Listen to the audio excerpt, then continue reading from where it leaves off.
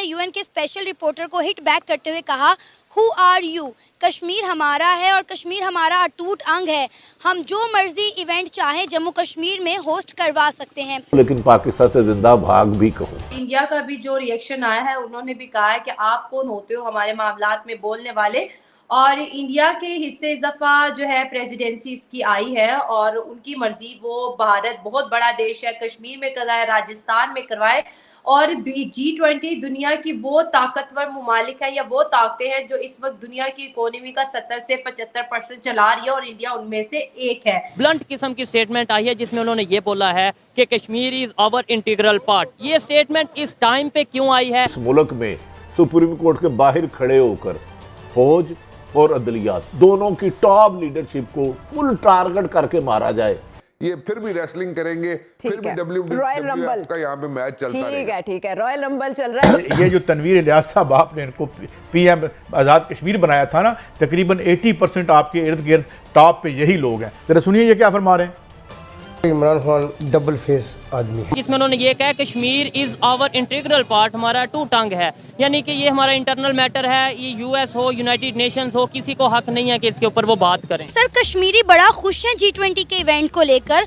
वो बड़े एक्साइटेड हैं कि G20 की मीटिंग जम्मू कश्मीर में होने जा रही है और जिस तरह वहाँ पे तैयारियाँ हो रही हैं, डेवलपमेंट हो रही हैं, कश्मीर के लोगों को कोई प्रॉब्लम नहीं।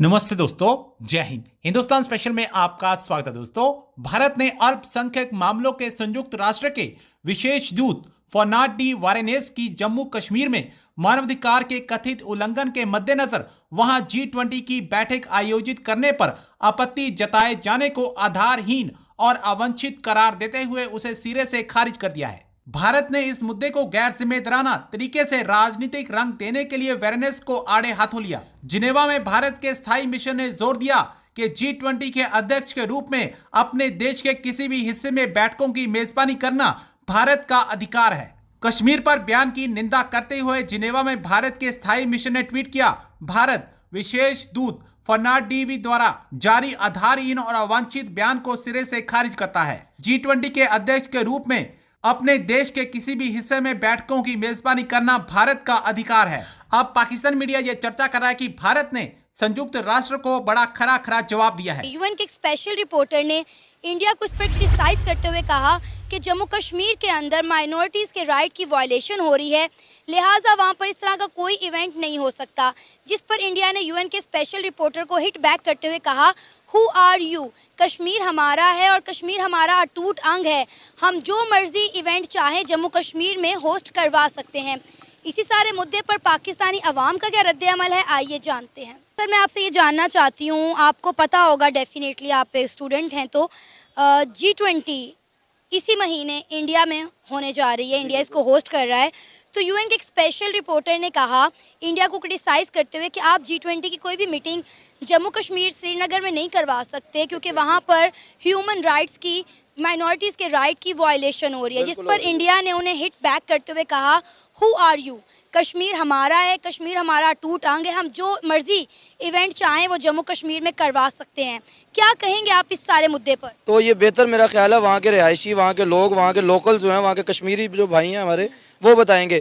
हम 70 साल से यही सुनते आ रहे हैं, कश्मीर बनेगा पाकिस्तान, कश्मीर बनेगा खुद मुख्तार। अगर कश्मीरी आज कहें कि इंडिया का हिस्सा है तो हम विड्रॉ कर जाएंगे ना, हम कौन होते हैं मुसल्लत होने वाले। तो मेरा ख्याल है कि ये कश्मीर को डिसाइड करना चाहिए कि वो टूट अंग है या नहीं। अगर कश्मीरी ये कहें कि हम लोग प्राउडली इंडियन कश्मीरी हैं तो आप क्या कहेंगे? बिल्कुल, हम उनकी राय अपनी, वो आज़ाद हैं, हम उन पे कोई जो है जारादारी तो नहीं कर सकते, ना हम उन पे कोई मुसल्लत हो सकते हैं। ये तो हर बंदे की, हर बंदा जो है वो अपने आप में आज़ाद है। हर शख्स ये डिसाइड कर सकता है कि वो किसके साथ है। अगर कश्मीरी ये बेहतर समझ गए हैं कि उनकी बका जो है वो इंडिया के साथ है तो वो इंडिया के साथ हो जाए। इंडिया का भी जो रिएक्शन आया है, उन्होंने भी कहा है कि आप कौन होते हो हमारे मामलात में बोलने वाले। और इंडिया के हिस्से इस दफ़ा जो है प्रेसिडेंसी इसकी आई है और उनकी मर्जी, वो भारत बहुत बड़ा देश है, कश्मीर में करवाए, राजस्थान में करवाए। और G20 दुनिया की वो ताकतवर मुमालिक है या वो ताकतें हैं जो इस वक्त दुनिया की इकोनॉमी का 70 से 75% चला रही है और इंडिया उनमें से एक है। लेकिन अगर हम बात की जाए सिक्योरिटीज की, तो इंडिया में इस वक्त बहुत ज्यादा फोर्सेस हैं जो G20 को सक्सेसफुल बनाना चाहती हैं।